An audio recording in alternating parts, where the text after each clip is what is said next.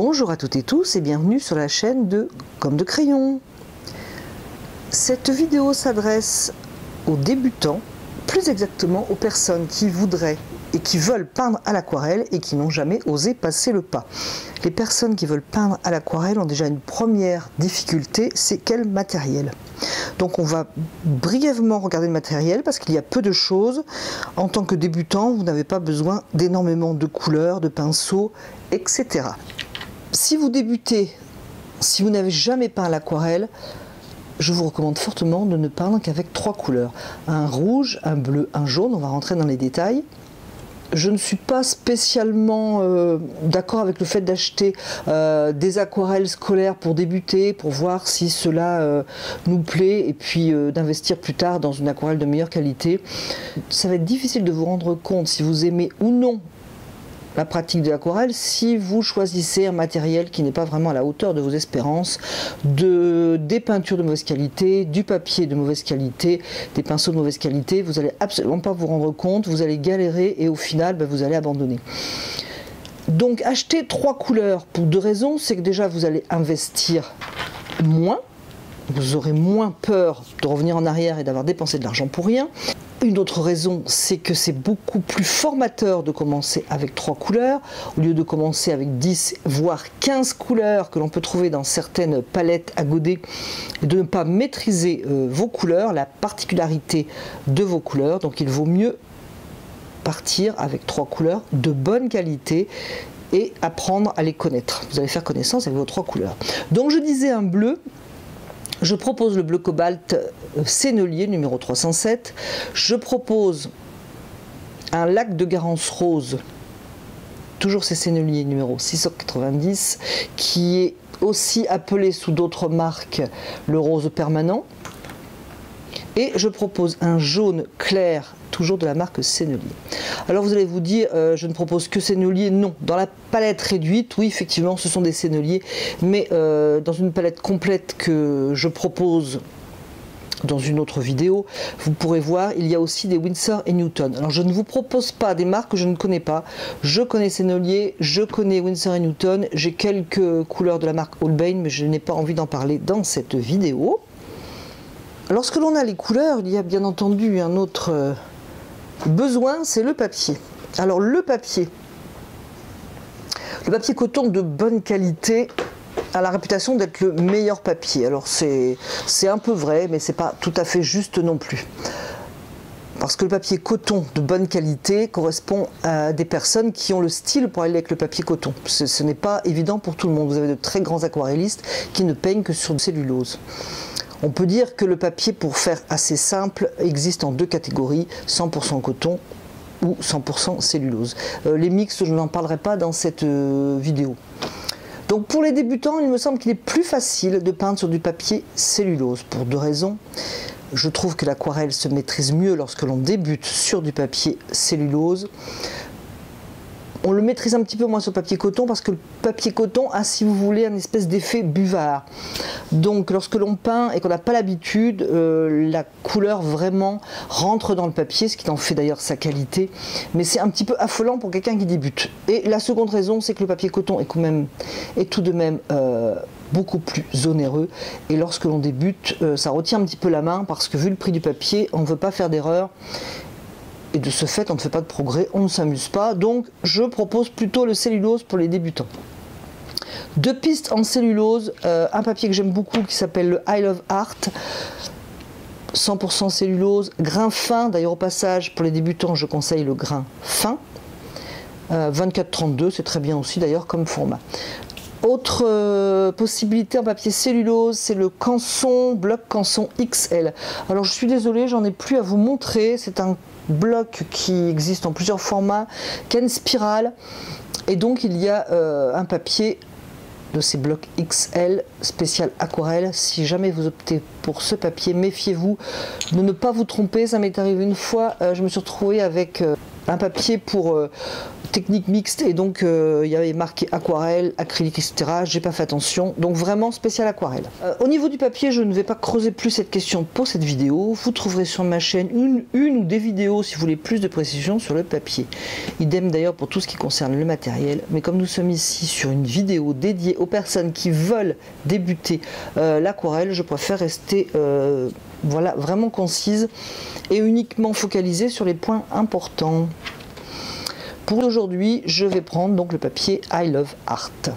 Ensuite, en matériel, il vous faut une palette. Alors j'ai pris cette palette qui vient d'ailleurs tout bêtement du magasin Action. Je l'ai prise parce que comme ça je vais pouvoir vous montrer la palette à l'image, ce qui n'est pas facile avec ma palette. Je vais vous la montrer quand même pour l'exemple. Je n'arrive pas à montrer cette palette à l'image. Donc voilà la palette avec laquelle je travaille. Ne tenez pas compte des petits godets, mais c'est une très grande palette avec au milieu bien de la surface vraiment suffisante pour faire ces mélanges. J'aime beaucoup cette palette, mais pour débuter, si vous n'avez que 3 couleurs, ce n'est pas utile d'investir dans cette palette. Donc une petite palette pour faire vos mélanges. Si vous avez le choix, avec une surface au milieu où on peut faire quand même des mélanges. Ici, les surfaces pour les mélanges sont vraiment trop petites. Alors nous avons vu les couleurs, nous avons vu le papier, la palette. Il vous faudra bien entendu un crayon gris avec une gomme. Si vous avez l'occasion de vous procurer cette gomme Faber-Castell, je l'aime beaucoup, elle efface très proprement. Et en crayon, alors moi je fais mes dessins préparatoires à mes aquarelles avec un crayon HB. Vous pouvez le faire avec un crayon B. Ici c'est un 2B, c'est un peu gras. Je vais m'en servir aujourd'hui parce que le dessin sera plus visible. Mais j'ai vraiment une préférence pour le HB, à la limite le B. Ensuite il vous faudrait du papier absorbant. Ou si vous préférez quelque chose de plus écologique comme un tissu absorbant qui fait un petit peu effet papier absorbant, du moins ainsi on le lave, on le récupère et c'est parfait. J'avoue que j'ai du mal, ça fait de longues années que je me sers de papier absorbant pour les aquarelles. C'est un petit peu difficile pour moi de passer au tissu, mais j'y travaille. Les pinceaux. Alors les pinceaux, vous allez peindre votre première aquarelle. Si je devais vous conseiller que 1 ou 2 pinceaux, je vous conseillerais les aquarellistes de la marque Léonard. Alors pourquoi? Ce sont de très bons pinceaux, c'est déjà une excellente raison. Pour rappel, ce sont des pinceaux, non pas pour rappel parce que vous n'avez jamais peint, donc vous ne le savez pas, mais donc je vous le dis, la touffe est en poil synthétique. Aujourd'hui, les pinceaux en poil synthétique sont tout à fait d'excellente qualité. Donc ce sont ici des pinceaux spécial aquarelle, voilà qui est très important, un pinceau spécial aquarelle. Et pourquoi mon choix pour vous qui allez débuter? La touffe a une bonne rétention, c'est-à-dire de liquide, c'est-à-dire que lorsque l'on met son pinceau dans l'eau ou dans la peinture, le liquide est absorbé par la touffe suffisamment pour pouvoir peindre, et il y a une certaine résistance tout de même, un peu plus de dynamisme dans la touffe qu'un pinceau imitation petit gris par exemple, qui va être très souple, très mou et qui est un petit peu déstabilisant lorsque l'on débute. Donc vraiment mon conseil va plutôt vers des aquarellistes de Léonard. Si vous n'en avez pas dans votre magasin préféré, les Soft Aqua de Raphaël. En ce qui concerne la taille du pinceau, alors je lis souvent, ou même dans des vidéos, le conseil de vous débuter, prenez un petit pinceau. Ce n'est pas pour moi un bon conseil. Avec un petit pinceau, vous n'allez pas aller à l'essentiel, vous n'allez pas arriver à peindre de larges zones qui vont donner une unité à votre aquarelle, et vous allez un petit peu, entre guillemets, triturer la matière, et du coup les effets que l'on recherche dans l'aquarelle n'auront pas lieu. Alors, je vais prendre un petit pinceau au hasard, voilà. Ceci, si je n'avais qu'un pinceau, voilà, je n'achèterais jamais un petit pinceau comme ça, parce que du coup c'est pas polyvalent. Alors qu'un pinceau de cette taille-ci, alors je vais vous les montrer dans ma main, vous allez pouvoir peindre petit et peindre un peu plus large. J'en ai des plus gros d'ailleurs, de la marque Aquarellis. Mais si je ne devais vous conseiller que 2 pinceaux, je vous conseillerais donc ces deux-là. Alors les numéros sont totalement effacés. Et d'ailleurs, notez que les numéros, la numérotation des pinceaux peut changer d'une marque à l'autre. Mais pour les Aquarellis, je pense que celui-ci, le plus petit, est un numéro 3 et celui-ci doit être un numéro 5 ou 6. Mais lorsque vous faites votre achat, si vous allez en présence dans un magasin, voilà, regardez un petit peu ce que ça donne dans la main, qu'il ne soit pas trop petit. Alors pour cette vidéo, j'ai envie de peindre une aquarelle et je ne l'ai jamais fait. Nous allons peindre une succulente. Peut-être que ça s'appelle un cactus, je ne sais pas trop. Alors, j'ai fait une petite ébauche d'une plante. J'ai de quoi m'inspirer avec une photo donc, du site Pixabay, que je vais mettre devant mes yeux. Voilà aussi ma petite référence, que je mets aussi devant mes yeux. Une aparté. Soit vous dessinez d'après nature, par exemple une plante que vous avez chez vous, soit d'après photo. Dans les deux cas, il faut tenir compte de la lumière. Il faut par exemple que votre photo ait des zones éclairées, des zones plus sombres, que la lumière, donc ici qui est une lumière non naturelle, joue sur les couleurs et sur les formes. C'est très important. C'est pareil si vous choisissez une plante d'appartement, et bien vous vérifiez que vous avez bien une lumière qui illumine un côté et qui laisse un côté plus à l'ombre. Déjà, c'est un bon début pour apprendre à peindre à l'aquarelle. Alors, si vous débutez, prenez de suite les bonnes habitudes, surélevez légèrement votre support. Je vais le surélever uniquement un peu pour que ça ne soit pas désagréable à l'image. Et vous pouvez par exemple vous surélever votre support sur un petit pot comme ça par exemple qui fait je sais pas 3 cm et des brouettes. Est-ce qu'on peut peindre sur le bloc de papier par exemple? C'est-à-dire on n'enlève pas la feuille, on peint sur le bloc. Oui, bien entendu, on peut peindre comme ça. Si vous mettez énormément de peinture, faites attention aux feuilles qui sont en dessous.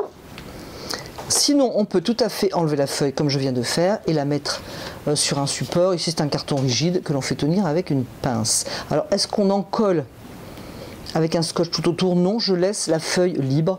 Le papier que j'ai choisi est de bonne qualité, il ne va pas gondoler, d'autant plus qu'ici nous n'allons pas mouiller toute la feuille. Lorsque l'on peint à l'aquarelle, il est intéressant de laisser des zones libres, c'est-à-dire le papier, on ne pose pas de couleur dessus. Donc avec l'expérience, aussi c'est une question de choix, on choisit de ne pas faire de réserve, c'est-à-dire qu'on ne bouge pas, par exemple par un bout de papier ou par du drawing gum que je vais vous montrer juste après.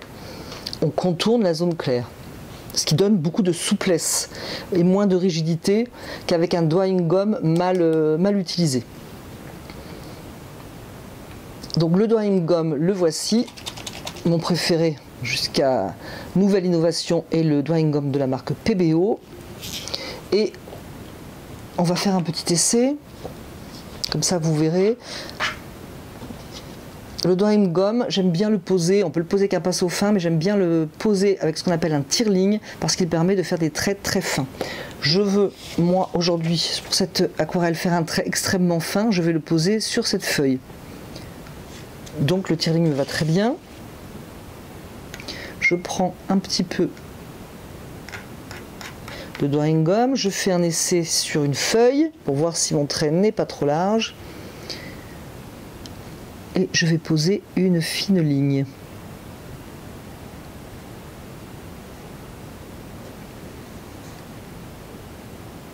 Et laisser sécher. Alors pourquoi je dis qu'il faut se méfier un petit peu du drawing gum, voire se méfier beaucoup d'ailleurs, parce que si on a trop de rigidité dans sa pose et qu'on ne sait pas après la rattraper, ça fait des lignes très dures en fait. Bien nettoyer son drawing gum une fois qu'on s'en est servi. Et là, il faut bien laisser sécher. Le drawing gum est sec. On va pouvoir donc commencer la peinture de cette aquarelle. Alors, une précision en ce qui concerne le dessin. Peut-être vous vous demandez, est-ce qu'on doit voir ou ne Est-ce qu'on doit voir ou ne pas voir le crayonné? Je dirais que ça dépend du style que vous avez ou que vous aurez. Et aussi de certaines aquarelles. Par exemple, cette aquarelle-ci que j'ai crayonnée un petit peu fort parce que c'était uniquement un croquis. Moi, je trouve que c'est plutôt agréable à l'œil de voir le crayon. J'ai même ombré et le crayon n'est pas gênant, mais il y a des aquarelles, par exemple, où voilà, ça me gênerait vraiment de voir le crayon. Quoi qu'il en soit, rappelez-vous que je l'ai tracé avec du 2B pour que vous puissiez voir. Il faut peut-être avoir quand même la main un petit peu plus légère. Je vais donc prendre ma palette provisoire. Vous l'avez bien compris, et je vais donc mettre mes couleurs. Donc c'est de l'aquarelle en tube, ce que vraiment je vous conseille. Si vous ne peignez pas pendant 10 jours par exemple, ou même plus, il suffit de protéger de la poussière, et lorsque vous reprendrez votre palette, les couleurs seront tout à fait utilisables. Il suffira par exemple de pulvériser un petit peu d'eau dessus si elles ont vraiment séché. Donc pas de souci de ce côté-là. Donc le lac de Garance rose.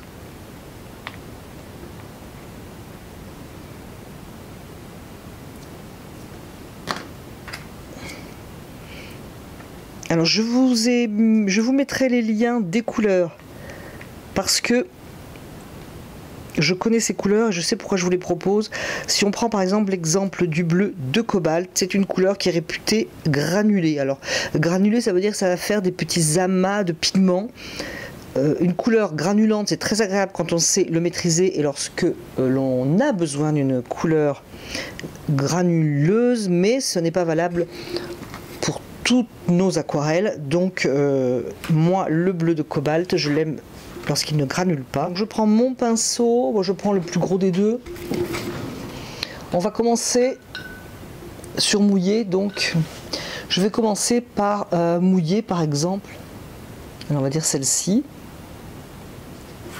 Je ne vais pas peindre une feuille par une feuille. C'est-à-dire que je ne vais pas séparer toutes mes feuilles, ce qui pourra donner un traitement un petit peu lourd. Donc je vais en mouiller deux par exemple, pour simplifier.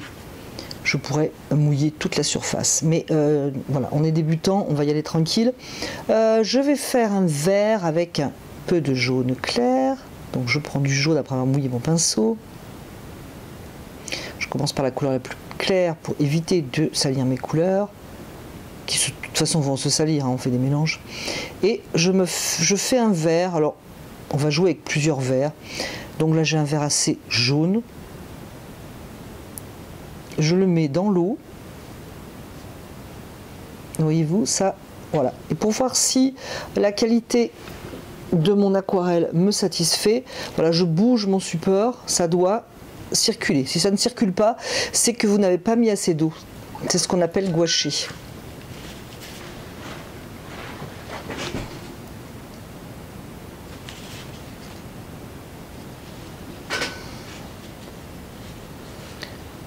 Je veux que ce soit un petit peu plus bleu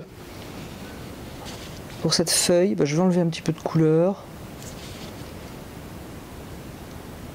Ça s'enlève très bien. J'enlève, j'essuie sur papier absorbant ou un tissu absorbant.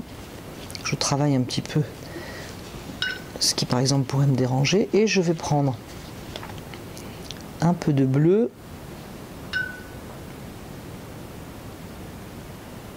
Après avoir bouillé mon pinceau. Donc c'est, si je pose ma couleur, j'espère qu'on le verra, c'est quelque chose, un mélange assez aqueux. Donc je vais ici rajouter du bleu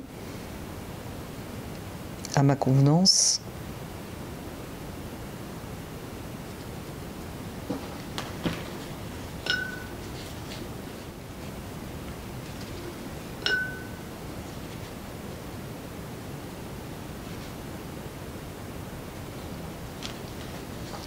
Et je vais aller peindre celle d'à côté.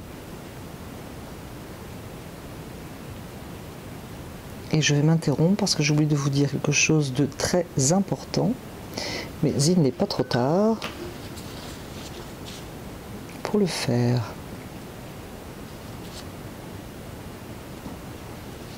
Je voulais avant de vous dire cela, je vous l'ai dit, je ne vais pas peindre feuille par feuille, ça va m'éviter un côté très découpé. On cherche toujours l'harmonie lorsque l'on peint. Et l'harmonie vient aussi du fait que les couleurs voyagent. Oui, une chose très très importante, c'est qu'il faut toujours chercher l'origine de la lumière. Alors, moi, ma photo de référence, la lumière vient d'en haut, légèrement à gauche. C'est une lumière artificielle, donc un petit peu crue d'ailleurs. Et si vous peignez d'après une plante chez vous, pareil, vous cherchez l'origine de la lumière. Alors pourquoi? Parce que là, on est en train de peindre sur une feuille, donc on a uniquement la verticale et l'horizontale, et on n'a pas bien entendu la profondeur. La profondeur vient du volume que l'on va donner grâce à nos valeurs, c'est-à-dire du clair au foncé, valeurs qui émergent grâce à la lumière. Donc c'est très important, première chose, d'où vient la lumière. Donc moi, ma lumière vient d'en haut à gauche. Je vais donc mouiller légèrement, mouiller mon pinceau, enlever l'excédent d'eau et, pour donner un peu de lumière, venir enlever un peu de couleur ici. Je sculpte, si vous voulez, ma feuille en enlevant de la couleur.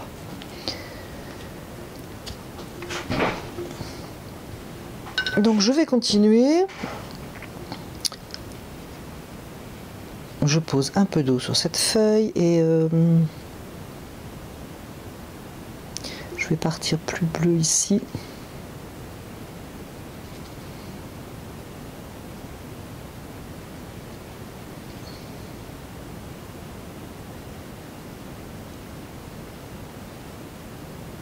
Et un vert plus clair là. Je peux même d'ailleurs, si le cœur m'en dit, prendre un peu de jaune. Et au lieu de mélanger sur la palette, je mélange sur ma feuille. Voilà, ça a été un petit peu trop net. Je vais donc arranger tout ça. Si je veux par exemple que cette feuille et celle-ci soient un petit peu plus différenciées, mais je vais attendre simplement que celle-ci sèche avant de peindre celle-là. Donc ici c'est mouillé, c'est un peu humide encore.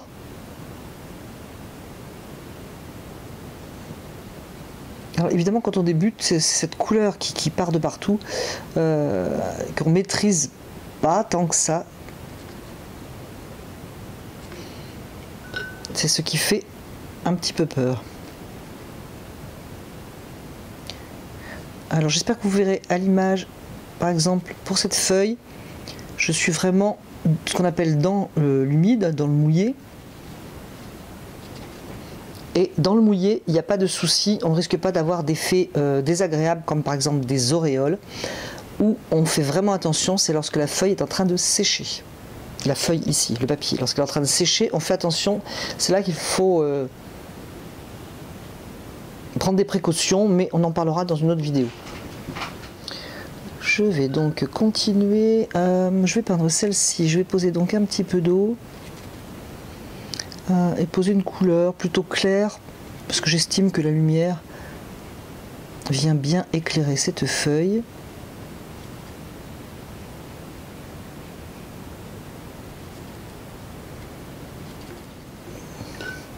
Poser un peu d'eau sur celle-ci. Vous l'aurez bien compris, j'ai fait un vert, des verts avec du bleu de cobalt et du jaune clair. L'intérêt, c'est que, par rapport à une couleur sortie du tube, c'est que je peux moduler mes verts. Je peux créer tout un tas de verts avec ces deux couleurs. Je peux aussi mettre uniquement du bleu, uniquement du jaune, ou les deux, ce qui me fait des effets intéressants. C'est ce que l'on recherche dans l'aquarelle. D'ailleurs,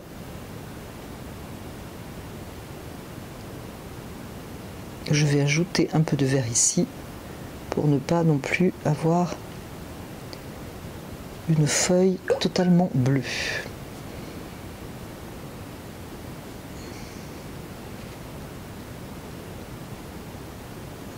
Idem pour celle-là.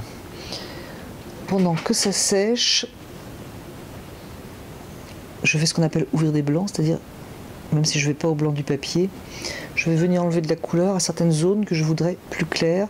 Pour cela, il faut que le papier soit sec, ou du moins presque sec, sinon la couleur reprend sa place en fait. Mais de toute façon, je ne veux pas vraiment je ne veux pas le blanc pur du papier. Je préfère avoir une couleur légèrement teintée. Je vais laisser sécher pour peindre mes feuilles. C'est sec, je vais donc poser de l'eau sur celle-ci. Et comme je la travaille indépendamment des deux autres, les couleurs ne vont pas fuser d'une forme à l'autre. J'essaie de vous montrer un petit peu plusieurs techniques.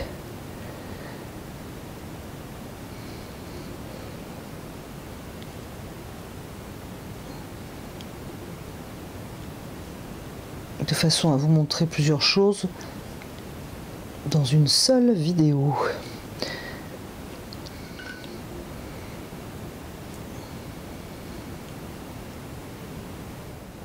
Alors vous le voyez, comme mon support est légèrement incliné, j'ai les pigments qui descendent vers le bas, ce qui donne des effets tout à fait agréables à l'aquarelle. Si je ne veux pas que ça descende vers le bas, je vais me mettre à plat ou je vais incliner dans l'autre sens, faire bouger les pigments.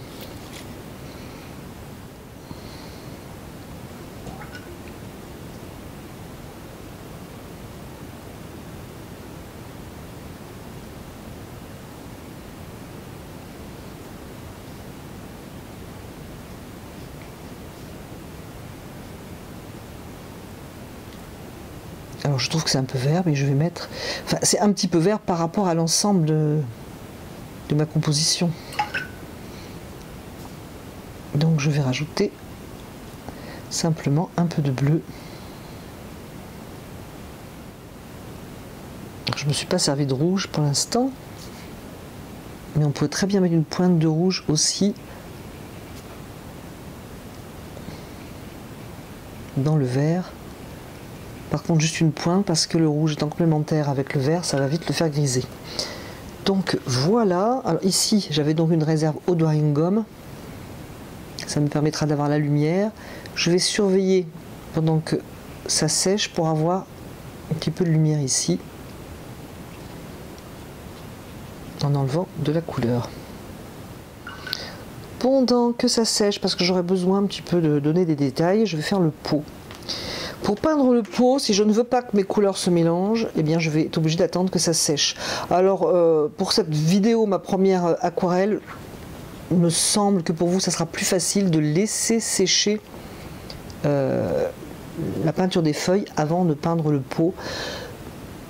Quand vous aurez plus d'habitude, on peut même faire couler, avec beaucoup d'avantages d'ailleurs esthétiques, la couleur, se servir de la couleur des feuilles pour la mettre dans le pot. Tout de suite faire le pot. Je vais prendre à nouveau du jaune. Je fais attention de ne pas avoir de vert parce que je ne veux pas griser ma couleur. Je prends du lac de Garance.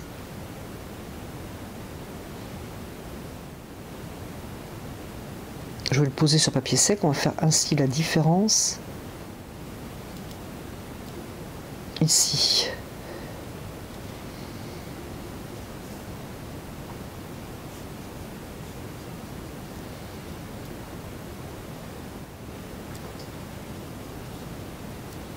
Je ne sais pas si vous voyez la couleur qui communique légèrement.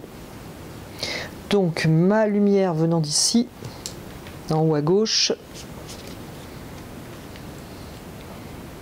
je vais avoir un pot avec de la lumière plus sur le côté droit.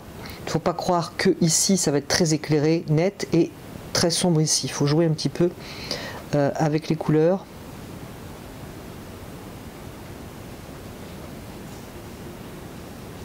On peut donc ajouter dans ce premier jus coloré carrément les couleurs sans les mélanger.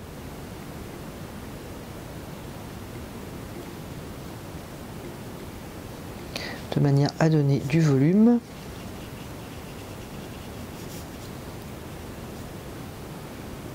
Équilibrer un petit peu pour ne pas avoir, comme je le disais, par exemple jaune à gauche et uniquement orange foncé à droite.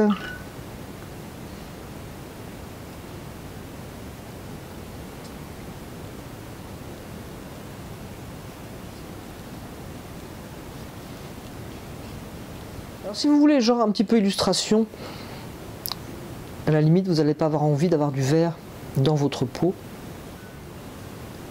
J'aime bien le Garance comme ça, comme ici, le lac de Garance qui est assez visible. Je trouve ça plutôt joli, donc je vais en rajouter un peu.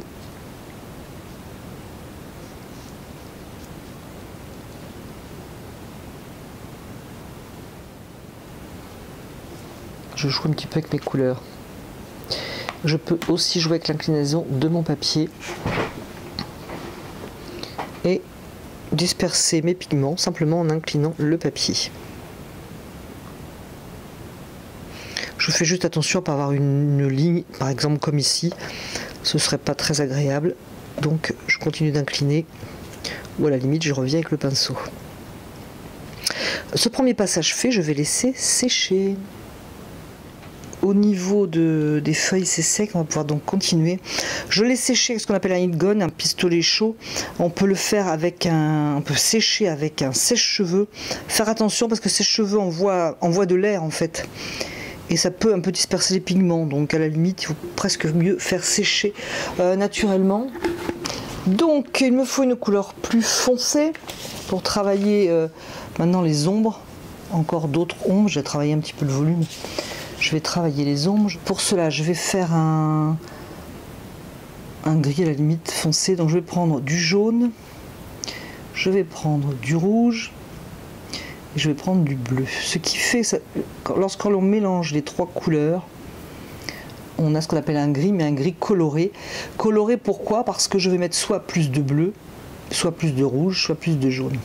Ça me donne un gris qui n'est pas neutre et qui est plus agréable. Bon, moi je vais rajouter du bleu, c'est un gris qui tourne vraiment sur le bleu. Et je vais prévoir un autre pinceau. Pas trop humidifié, donc enlever un petit peu d'eau. Et je vais travailler mes ombres. Donc par exemple ici,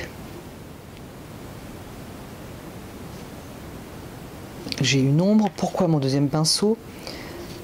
Parce qu'il va me servir à travailler, là je le mouille, à travailler mon ombre.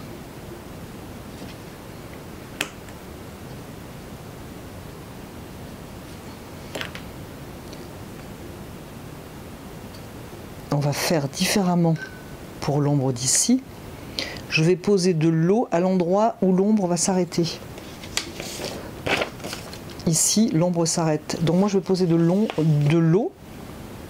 Et cette eau va m'éviter d'avoir une ligne dure comme ici. Parfois, on a envie d'une ligne dure, mais parfois non. Donc, à ce moment-là, je pose de l'eau. Je trace. Et ce qui fait que lorsque ma peinture va rencontrer l'humidité, cela va adoucir le contour. Je peux aussi l'adoucir encore un peu plus avec mon pinceau. Je peux revenir rapporter encore un petit peu de foncé, par exemple ici.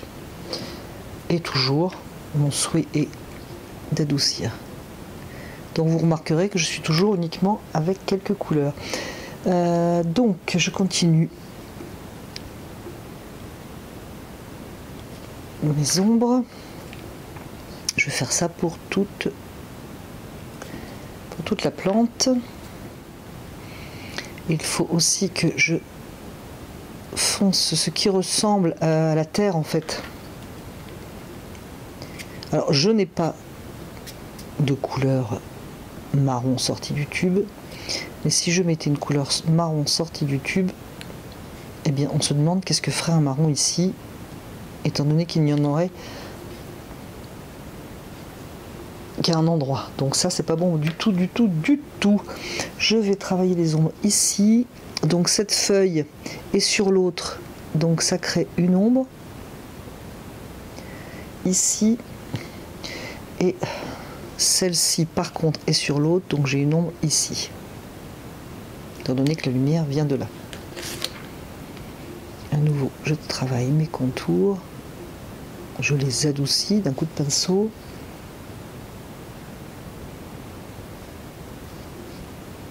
Et mais j'ai aussi une ombre ici.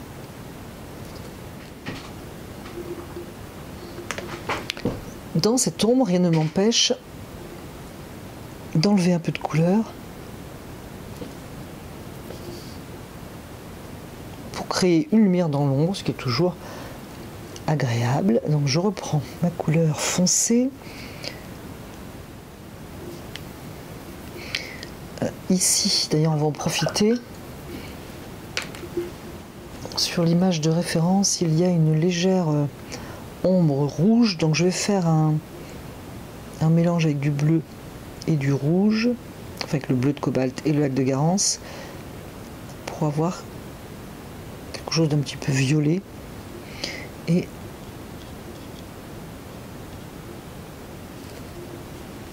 je vais la poser là.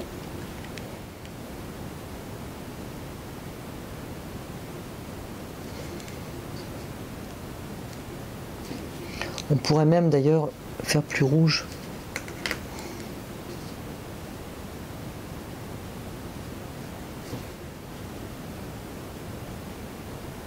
Je suis côté lumière, donc j'ai envie que ma couleur foncée soit un peu moins foncée. Et il me reste à faire de l'ombre sous le pot, si c'est sec. Oui, donc je vais prendre juste un bleu.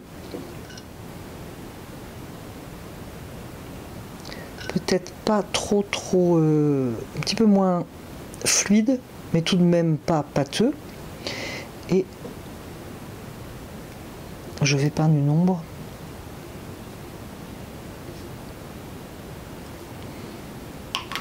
Donc comme je pose un bleu sur une couleur orangée, ça me donne une sorte de vert, mais qui est plutôt agréable.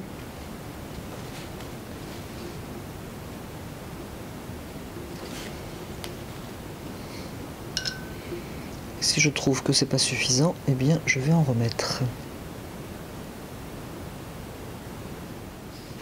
Et pour terminer, quelque chose d'important aussi, le pot, on va lui mettre une ombre dessous, parce qu'il a une ombre dans la réalité, mais aussi parce qu'une ombre sous un objet, une couleur plus foncée en bas d'un mur par exemple, ça ancre quelque part ça ancre le motif, ça donne moins l'impression qu'il flotte. Donc là il est terminé, hein. C'est terminé. Ceux qui le souhaitent peuvent tout à fait revenir sur les feuilles, par exemple en ajoutant un peu plus de jaune. D'ailleurs, important, si vous êtes droitier, mettez votre palette à droite. Si vous êtes gaucher, mettez-la à gauche, bien entendu. Oui, on peut rajouter de la couleur. On a notre base, donc on peut tout à fait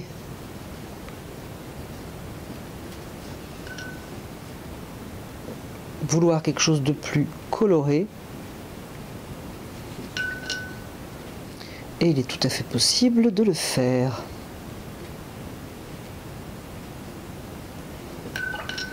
Donc par exemple, si je trouvais qu'ici c'était pas assez vert, je rajoute du vert.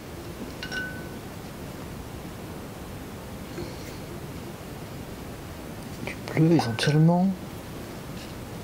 À partir du moment où la qualité de l'aquarelle, c'est-à-dire les effets se créent, on peut revenir dessus sans problème. On peut aussi remouiller à nouveau avant de poser sa couleur.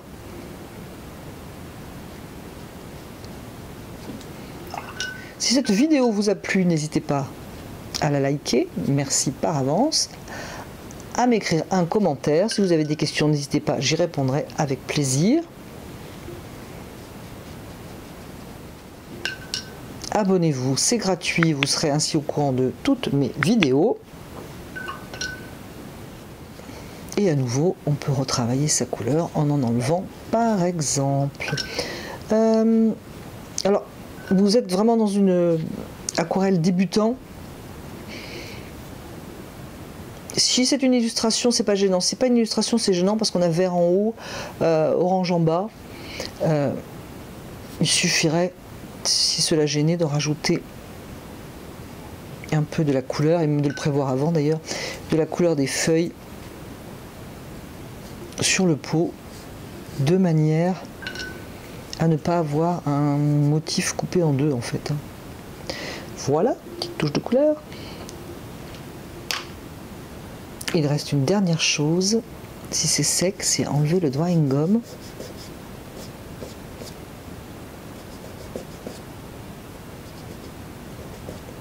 C'est pas sec, donc c'est pas sec ici, il y a encore une petite touche de lumière du drying gum à enlever.